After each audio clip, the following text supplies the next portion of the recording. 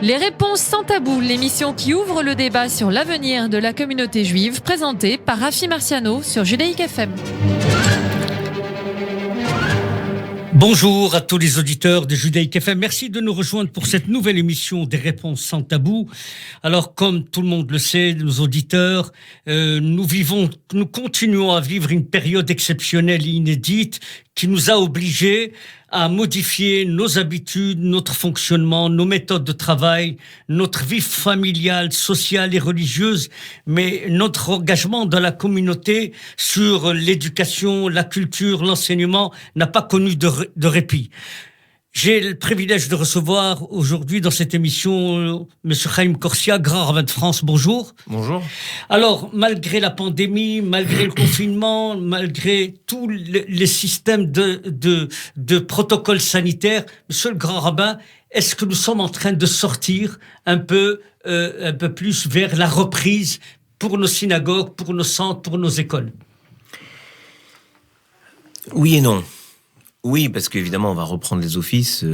On avait appelé à la plus grande prudence, malgré l'autorisation du gouvernement suite à l'arrêt du Conseil d'État. On avait appelé à la plus grande prudence parce que des rassemblements très nombreux, c'était toujours un risque de cluster. On l'a pu le voir en Allemagne dans une église. Donc, il n'y avait aucune raison de prendre ce risque dans les synagogues. Certaines synagogues ont ouvert, et c'était légitime parce qu'elles ont mis en place le process que nous avons établi avec le consistoire, avec l'AMIF, que je tiens à remercier, l'Association des médecins israéliens de France, qui a beaucoup travaillé pour nous permettre de poursuivre des choses essentielles comme la circoncision, les mikvaot, etc., et les offices. Donc, ça va reprendre. Maintenant, avec il y a plus de moments où il y aura beaucoup de monde, même si la réalité, c'est que les gens rêvent de retourner dans les synagogues. Donc, évidemment, il y aura une demande très forte, notamment, et disons-le, pour les Kaddish. Toutes ces familles qui n'ont pas pu dire le Kaddish, elles le vivent très mal, et je le comprends, mais on avait donné la priorité de manière unanime à la sécurité sanitaire, et donc ça va reprendre peu à peu. En revanche, non, parce que rien n'a jamais arrêté. Et je sais à qui je parle. Je m'adresse aussi au directeur général de l'Alliance israélite universelle, et je veux féliciter et remercier les enseignants qui, à distance, ont continué à créer du lien et à enseigner à leurs élèves. Et je le sais parce que mes enfants, dont un est d'ailleurs à l'Alliance, mes enfants ont eu des cours, très nombreux, ont eu des contrôles, ils ont travaillé, ils ont étudié. Malgré la pandémie. Oui. Oui, c'est-à-dire que vous êtes en train de rendre un hommage, malgré la pandémie, vous êtes en train de dire que les équipes d'enseignants de toutes les écoles, les chefs d'établissement, les parents d'élèves, oui, les employés, il faut rendre un hommage, vous avez raison, de leur engagement, de leur dévouement. Oui, mais je veux aussi remercier les rabbins qui ont assurer évidemment l'accompagnement des familles dans des situations très difficiles. J'ai même fait des obsèques. C'était 20 personnes dans des conditions incroyables, avec les masques, au début avec les gants, et avec toujours cette présence des rabbins auprès de leur communauté. On va rentrer dans les détails, monsieur le grand rabbin. Voilà, c'est pour ça que je vous dis oui, ça reprend. Ça n'a jamais cessé.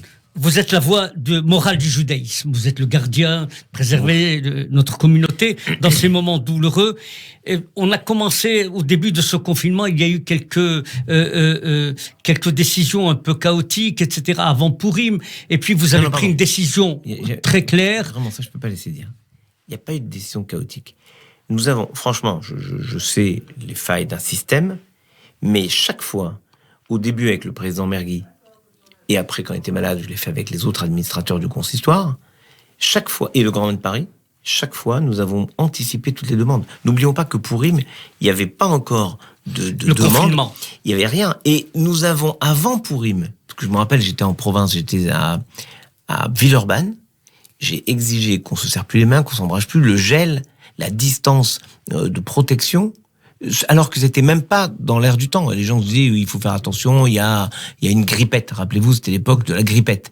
Et on savait pas trop. Mais nous avons pris ces décisions. À Pourim même, nous avons demandé l'annulation des michtés. C'est en ça que... mais comment vous dire, et je comprends votre terme de chaotique, parce qu'en fait, si l'émission s'appelle Réponse sans tabou, c'est aussi question sans tabou. Et chaotique parce que c'était presque schizophrénique de dire... de penser, voilà, on va faire les élections, premier tour, mais on ne pourrait pas faire d'autre chose. Il y avait quelque chose de très compliqué à établir. Mais la réalité, c'est que pour Pourim, nous avons déjà, avec le consistoire, lancé les consignes, diminuer le nombre de personnes. Ne faites pas venir les personnes âgées. Mettez du gel partout. Et on l'a fait, je sais que là où Monsieur Grabin, quand je vous dis chaotique, en réalité, il y a eu une partie de la communauté qui était pratiquement indisciplinée. Je veux dire les dégâts et les conséquences ont commencé par certaines cérémonies de Pourim. Mais est-ce que vous voyez aujourd'hui une espèce de discipline raisonnable dans les communautés? Parce que on n'a pas ouvert sur votre initiative, on n'a pas ouvert les offices pendant Shavuot. Et là, progressivement, vous dites, on va ouvrir progressivement nos synagogues? Oui, bien sûr. Ce qui est vrai, c'est que jamais le Talmud dit, personne ne peut témoigner sur ce qu'il n'a pas vu, ne connaît pas. Personne ne comprenait ce système de risque majeur, sauf en allant chercher dans les textes. La Gemara dit, déjà, dans Baba Kama, quand il y a une grave épidémie, il faut rester enfermé chez soi. C'est quelque chose qui reste dans l'esprit des gens, l'esprit humain. Mais dans la synagogue, les gens se disaient, voilà, on a l'habitude, sauf qu'ils ne voyaient pas les risques. Mais ceci dit, je pense que la communauté juive a été touchée d'abord parce que on a eu beaucoup de soignants et malheureusement beaucoup de médecins au départ ont été contaminés ensuite leurs amis, leurs familles, etc. Parce qu'ils étaient les premiers au contact des malades, sans même qu'on sache quel était ce type de pandémie. Regardez, les premiers sont souvent des médecins, je pense notamment à l'ancien président de l'appel pour la Tzedaka, Gérard Garçon, qui était dans les premiers. Je pense à lui parce que il m'a dit on savait pas vraiment. Et ensuite seulement, on a mis en place toutes les mesures de protection. Donc en fait, on a découvert, mais on a toujours anticipé. Parce que nous sommes pétris d'une valeur absolue, avant tout, on protège la vie. Ce qui est essentiel. Ce qui était remarquable, par contre, dans toutes les communautés, c'est les gens nous disaient « attendons les directives du rabbinat, attendons les directives du consistoire, oui. et elles sont en complémentarité avec les directives du protocole sanitaire de l'État. Oui. » Est-ce que cette nouvelle manière de fonctionner, ça vous paraît quelque chose qu'il faut rendre hommage à nos communautés et à nos... Parce qu'il y a eu beaucoup de dégâts dans la communauté. On a perdu des maîtres, des rabbins qui sont partis. Il y a eu des enseignants, il y a eu des belles familles qui ont été touchées. Et ces douleurs-là...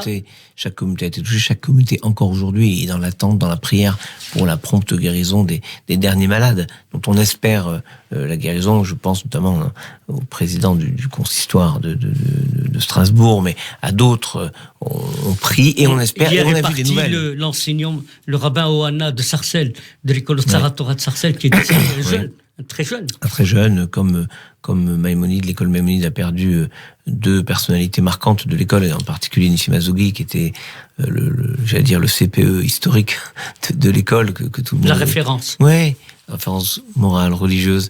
Et puis le rabbin Malka. Mais je veux pas donner parce que, en fait, si nous sommes honnêtes, il faudrait donner les noms de chacun. J'ai promis que nous ferons à un moment une grande cérémonie pour rendre hommage à toutes les victimes. Mais oui, vous avez raison de signaler que deux choses sont importantes. L'initiative qui est déjà prise.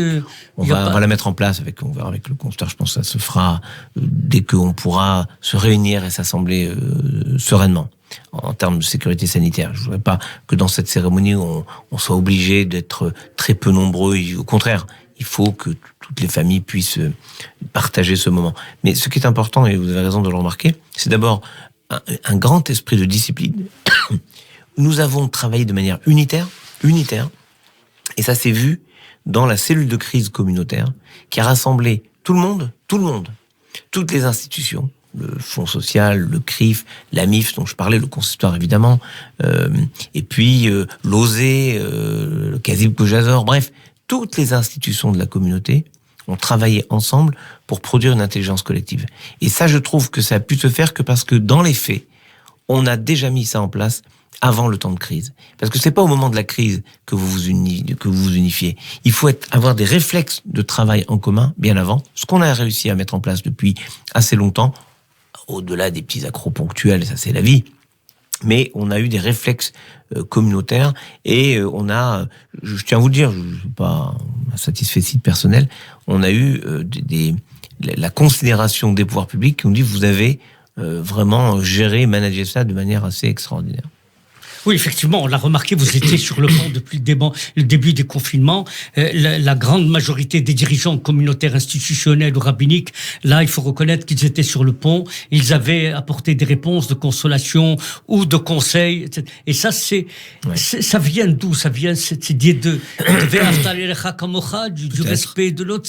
Ça vient d'une profondeur un peu comme ça de l'éthique juive. Oui, je pense que ça vient du psaume 91 qui dit Immo Anochi Betsara. Avec lui, je suis dans la souffrance.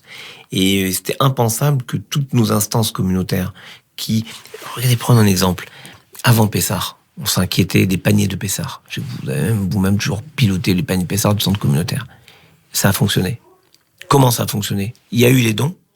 Et après, ce sont les jeunes, et en particulier, je tiens à remercier l'UEJF, qui ont apporté les colis de Pessah aux personnes isolées, aux personnes âgées, aux personnes qui en avaient besoin, aux familles.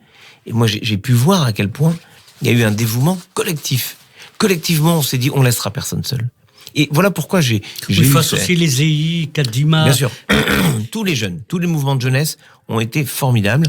Et voilà pourquoi je me suis battu, il n'y a pas d'autre mot, pour imposer dans la presse nationale et dans la presse communautaire, sur les radios, je tiens aussi à remercier les radios qui ont relayé les messages de la cellule de crise en me donnant ce micro tous les soirs, entre 18h et 19h, tous les soirs faire le point sur le moment où il fallait rassurer les fidèles avant Pessah. Non, on ne manquera pas de viande, non, on ne manquera pas de produits pour Pessah. Il y avait des fake news, il n'y a pas d'autre mot, une crainte. Mais vous avez remarqué que c'était très utile, parce que les gens discutaient entre eux, le grand rabbin a dit, mais le consistoire a dit. Moi, j'ai pas à dire ce que j'ai fait comme job, mais je dis que quand je suis allé faire un enterrement et que le conservateur du cimetière de Pantin est venu me voir en me disant merci pour le message que vous avez passé hier soir, aujourd'hui c'était beaucoup mieux dans le cimetière, parce que vous savez, c'est très dur de faire accepter aux familles 20 personnes et pas une de plus. On se dit toujours mais il y a le tonton, il est là, le 22e, le 21e, et les règles c'était les règles.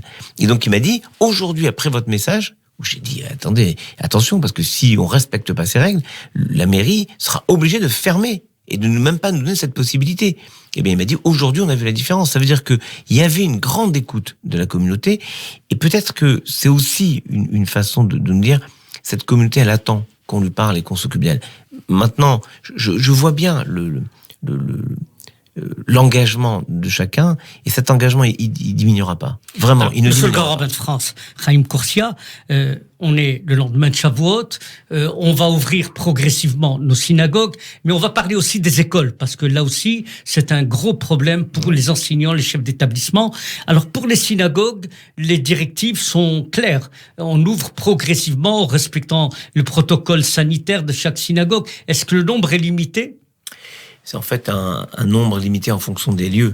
Mais ce qui est le plus important, c'est que le consistoire a demandé à ce que dans chaque communauté, il y ait un référent médical. Parce que les questions de transmission de virus, même si vous êtes rabbin administrateur, c'est pas votre cœur de métier. Il faut avoir quelqu'un qui nous dit là, il n'y a pas de risque, là, il y a un risque, là, attention, dans ces gestes, dans des gestes aussi simples que embrasser la Torah. Est-ce qu'on peut le faire ou pas ? Un référent médical nous dira ça oui, ça non. De ce côté-là, on a de la chance, dans toutes les communautés, on a toujours un médecin référent. Oui. Et donc, on ouvre progressivement en respectant le protocole sanitaire. Oui. Est-ce que, par exemple, fin juin, début juillet, vous pensez que la reprise pour préparer Tishri, est-ce qu'on sera prêt pour Tishri, pour avoir les grands effets ? Pourquoi on a eu autant de prudence ? Pour assurer chacun et chacune que nous n'ouvrirons que lorsque nous serons certains d'avoir les éléments de sécurité sanitaire les plus absolus. Ce qui garantit à nos fidèles que lorsque nous ouvrirons dans les fêtes de Tishri, il n'y aura aucun risque. Parce qu'on respectera aussi l'état sanitaire du pays. On ne va pas inventer des règles quand il n'y a pas besoin. Mais on se mettra au diapason de l'état sanitaire du pays. Est-ce que le virus est circulant ou plus ? On verra. Et à ce moment-là, on adaptera les mesures. Mais je peux vous dire que déjà beaucoup de communautés cherchent des salles plus grandes que ce qu'elles avaient auparavant pour laisser plus de place dans les synagogues. Et on sait très bien qu'à Kippour, par exemple, on ne doit pas paramétrer la synagogue en fonction de 8h du matin, mais on doit la paramétrer en fonction de 20h. Donc, ça veut dire aussi anticiper, et je veux vraiment rendre hommage à toutes celles, à tous ceux qui ont anticipé, qui ont donné d'eux-mêmes pour pouvoir assurer un maintien de la vie. Et ce que je vous disais tout à l'heure, c'est que moi, je me suis battu pour qu'on arrête de parler de distanciation sociale. ce terme est insupportable, c'est de la distanciation physique pour empêcher de transmettre le virus. Voilà ce qui est important. Mais nous avons créé du lien social encore et toujours. Et je ne parle pas que de Zoom, où les rabbins ont été extraordinaires, avec des dizaines de cours, des réunions par Zoom, des réunions communautaires avec le président Mergui. On a réuni le conseil d'administration du consulat central, le bureau du consulat central. Il a fait des réunions avec les communautés. Moi, j'ai fait des réunions avec les rabbins par région. Puis, j'ai fait un congrès rabbinique par Zoom. Alors, il faut remercier Zoom. Oui. Alors, est-ce que vous continuez toujours à dire, voilà la position de consistoire, du grand rabbin, mais il y a aussi d'abord le respect des consignes gouvernementales, c'est-à-dire de l'exécutif, d'abord. Non, évidemment, c'est-à-dire que dans le cadre républicain, qui nous dit ça c'est permis, ça c'est interdit, nous on adapte notre propre offre à la circonstance spécifique de nos synagogues. Je pense que, même quand, voilà pourquoi on a considéré avec le président Mergui, avec l'ensemble des présidents, vous savez, cette décision de ne pas ouvrir immédiatement lorsque le président dit, le gouvernement dit on ouvre, c'était une décision lourde, mais on l'a prise en conscience parce que il s'agit de protéger la vie et de voir que, objectivement, c'est pas la même situation d'entrer dans un magasin de 10 minutes, un quart d'heure, de faire des courses, de passer et de ne pas être en interaction avec quelqu'un et être 2 heures à côté de quelqu'un et de chanter. Parce qu'on peut pas dire aux gens, vous n'allez pas chanter pendant l'office, ça n'existe pas. Vous arrivez à les Chadoudi, vous avez envie de chanter les Chadoudi. Bon. Eh bien, à ce moment-là, on a considéré qu'il y avait un vrai risque et on ne pouvait pas prendre ce risque d'avoir des clusters dans les synagogues comme ça a pu se passer dans d'autres lieux de culte. Alors, c'est pas directement votre responsabilité, mais il y a aujourd'hui, s'amoncellent des difficultés aussi financières pour l'ensemble des institutions. Mais c'est aussi ma responsabilité. Je le vois. C'est-à-dire que, par exemple, pendant 3 mois, les synagogues n'ont pas eu de dons. Les écoles, on a fait des efforts pour rembourser les familles sur le plan du transport, de la cantine, de la scolarité. Est-ce que ça vous paraît quelque chose d'innovant? Qu'est-ce que vous avez à dire aujourd'hui aux responsables des réseaux scolaires? Non, il y aura à réfléchir à aider les familles en difficulté. Les frais scolaires sont lourds, c'est une réalité. Je le sais, j'ai des enfants à l'école juive, c'est lourd par rapport à tous nos concitoyens non juifs, y compris nos concitoyens qui mettent leurs enfants dans des écoles privées catholiques ou privées laïques. C'est pas du tout les mêmes coûts. Ça tient à l'organisation de l'école juive. Je travaille sur des solutions dans le futur. Mais j'en ai parlé, par exemple, à Mark Eisenberg pour lui dire, est-ce qu'on pourrait pas imaginer des bourses pour les familles nécessiteuses? La question c'est, il faut pas attendre que les familles n'arrivent plus.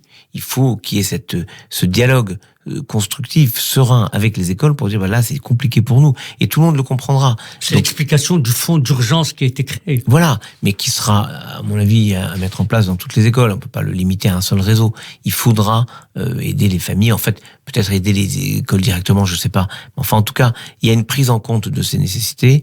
Il y a une prise en compte aussi des besoins de fonctionnement courant des communautés. On a une réunion par Zoom, toujours, avec le bureau restreint de la conférence des rabbins européens. Et on a considéré que, par exemple, il y avait des communautés qui n'arriveraient plus à payer le rabbin et qu'on allait aider, en cas de besoin, ces communautés. Alors, on va essayer d'éviter les effets d'aubaine. Il y a des communautés qui sont toujours ric-rac. Mais en fait, je me rends compte que c'est notre destin d'être ric-rac. Et que les grandes communautés, les belles communautés ne sont pas celles qui ont un compte en banque très garni, ce sont celles qui ont des activités. Et ces activités, en fait, c'est l'activité qui crée le besoin des fidèles de participer. Alors ça obligera à de l'imagination, ça obligera... Nous en avons parlé au pouvoir public pour dire qu'il y a des possibilités aussi d'aider. Je veux dire, on aide une entreprise parce qu'elle est en difficulté, il faudra aider peut-être avec des prêts, on ne sait pas encore, aider le système des cultes qui a aussi besoin de vivre parce que je crois que c'est aussi nécessaire que d'autres secteurs d'activité.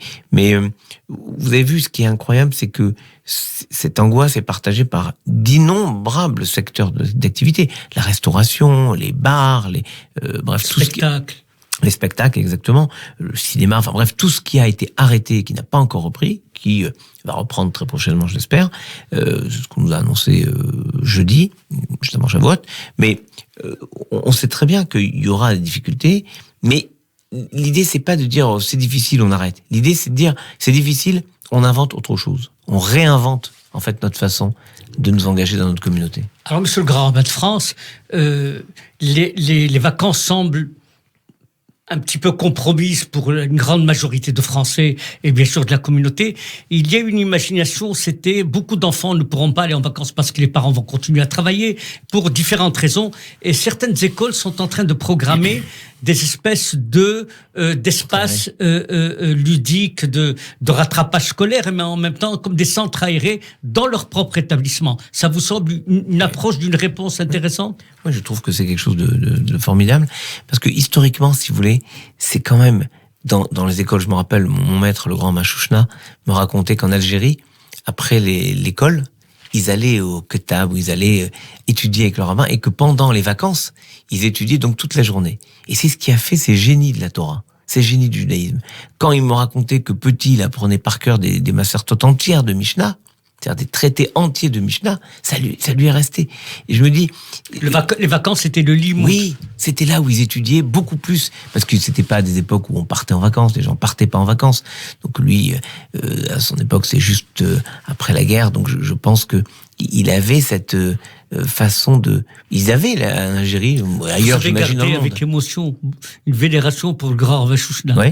Oui, c'est exactement. C'est toujours une référence. C'est toujours une référence parce que il a affronté des choses incroyables, et il est toujours resté avec deux choses: sa confiance et son sourire. Et je me dis, son humour. Oui, son sourire, la façon d'être toujours heureux et de rendre heureux les gens. Et je me dis, on a beaucoup à apprendre de cette façon de voir le monde, qui est pas une façon défaitiste, une façon, je dis pas sérieuse, mais une façon lourde. C'est une façon heureuse de voir le monde. En fait, c'est une forme jubilatoire de la religion dont on a beaucoup besoin aujourd'hui. Alors, il faut serrer les dents et continuer, parce que beaucoup de gens ont reporté les mariages, les vacances en Israël. Est-ce qu'il y a une note d'espoir pour les quelques minutes qui nous restent, Monsieur le Grand Rabbin, à l'égard de la communauté? D'abord parce que nous allons avoir, et c'est très heureux que vous me posez cette question, nous allons avoir une période avec beaucoup de mariages. Tous les mariages doivent être rattrapés. Ceux qui ne peuvent pas se dérouler en Israël vont se dérouler en France.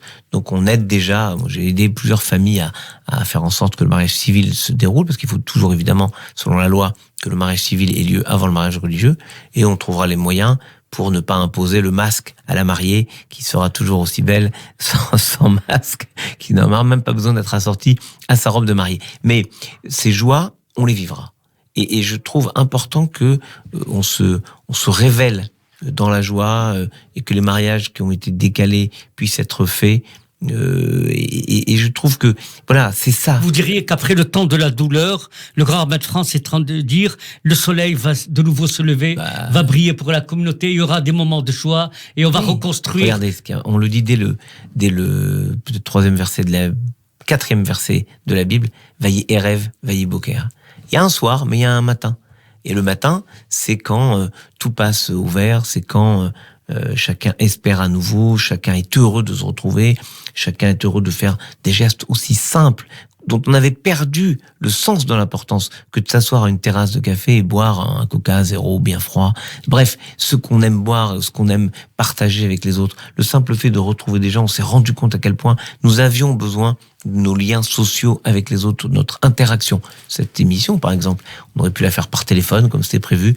Je vous ai proposé de la faire en véritable, en situation dans les studios, parce que les studios ont été désinfectés, on a pris les mesures de protection, et se retrouver, c'est déjà une victoire. Je pense que c'est déjà une victoire. Ce qui nous paraissait évident par le passé, on va un studio, on enregistre, aujourd'hui ça devient une victoire. Et je l'ai fait avec une émission que j'ai enregistrée au Café des Psaumes il y a quelques jours. J'ai voulu le faire dans le lieu, parce que je pense que retrouver nos repères et les réenchanter, les réinventer, c'est aussi une façon d'être résilient. Je crois que le peuple juif a cette capacité non seulement à porter de la résilience, mais à l'instiller dans la société. Nous sommes des proposeurs, des propagateurs aussi de résilience dans l'ensemble de la société. Est-ce que, Monsieur le Grand Rabbin, c'est pas irrespectueux de vous poser cette question, mais est-ce que vous réalisez l'impact de vos discours sur la communauté? Vous ne réalisez pas, j'ai l'impression, dans votre situation, de l'impact et de la nécessité d'écouter le Grand Rabbin de France, et que ça fait du bien à la communauté. Merci. Ça me touche ce que vous me dites, mais moi... Non, c'est une réalité, je veux dire. Mais ce que je veux dire, c'est que je vois avec les retours sur les petits films que j'ai fait régulièrement, sur les courriers que j'ai pu faire, avec des gens qui sont pas contents aussi. Les gens n'étaient pas contents qu'on a décidé de fermer, les gens n'étaient pas contents qu'on a décidé d'ouvrir. Il y a toujours des gens qui partagent pas notre avis, et c'est heureux. Mais moi, ce qui me touche, c'est comment les rabbins avec qui j'ai communiqué, avec qui j'ai échangé, ont eux-mêmes partagé cela avec leur communauté. Et c'est cette chaîne de responsabilité, de transmission qui est essentielle. C'est que finalement, personne n'a jugé opportun d'abandonner quelqu'un. Personne. Chacun s'est dit, Hineni, je suis là. Dans ce que je fais, je le fais absolument. Je prends des risques, c'est la vie. Vous vous rendez compte que les rabbins ont assuré les enterrements dans des moments où on se disait c'est très dangereux, et on a eu des rabbins touchés, des rabbins qui voilà, ils ont eu la forme bénigne, mais bénigne, ça veut dire quand même 5-6 jours couchés. Certains sont à l'hôpital en ressorti. Avec des séquelles, des fois. Parfois, mais on espère qu'il y a de la rééducation. Je pense à un Dayan en province qui suit des cours de rééducation, mais on peut dire que c'est quasiment un miraculé, mais voilà, ils ont tenu bon et ils ont été présents. Et si moi j'ai pu leur donner un petit peu de confiance pour que eux assument leur charge et leurs responsabilités, j'en serais très heureux. Alors, permettez-moi, au nom de tous les auditeurs et au nom de toute la communauté, je suis sûr que beaucoup de personnes partagent, de vous remercier, de vous exprimer, en tout cas notre gratitude pour ce que vous faites, parce que vous êtes tous les jours, du matin au soir, sur le pont, à veiller au bon fonctionnement de notre communauté. Monsieur le Grand Rabbin de France, merci et à très bientôt. Les réponses sans tabou, l'émission qui ouvre le débat sur l'avenir de la communauté juive, présentée par Rafi Marciano sur Judaïque FM.